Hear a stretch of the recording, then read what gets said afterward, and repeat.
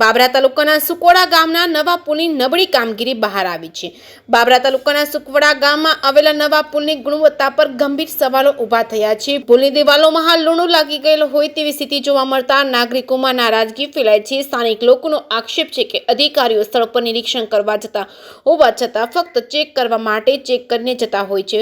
હકીકતમાં ગુણવત્તા પર કોઈ ધ્યાન આપતા નથી। આ માત્ર સુકવડા ગામનો મુદ્દો નથી, બાબરા તાલુકાના અનેક પુલો આવી નબળી કામગીરી સામે આવી છે। તેમ છતાં અધિકારીઓ તરફથી કોઈ કડક કાર્યવાહી કરવામાં આવતી નથી।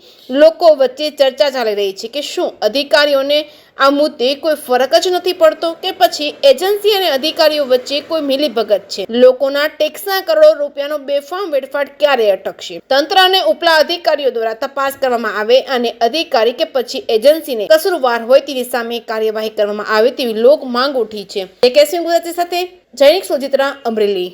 વલ્લભભાઈ શાંતિભાઈ કટેસિયા, ગામ સુકવડા, તાલુકો બાબરા। 2 વર્ષ પહેલાં પુલ બન્યો છે અને અત્યારે હાલની તકે પુલની પોઝિશન બહુ ખરાબ થઈ ગઈ, બધે ફાટી ગયો છે। સરકારના જે કાંઈ ઉપલા લેવલેથી જે કામ થતું હોય કાર્યવાહી કરવાની અને લોકોના ટેક્સના પૈસા બન્યોનું કામ છે અને 60 વર્ષ અમે આની રઝળતા હતા, અત્યારે બન્યો છે તો કામ નબળું બન્યું છે। દિવાલ સાઈડની છે કેવી?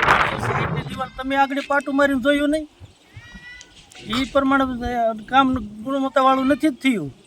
શું માગણી છે તમારી? અમારી માંગણી એવી જ છે કે ભાઈ આ લોકોના જે કાંઈ થઈ કાર્યવાહી કરે અને તપાસ કરે।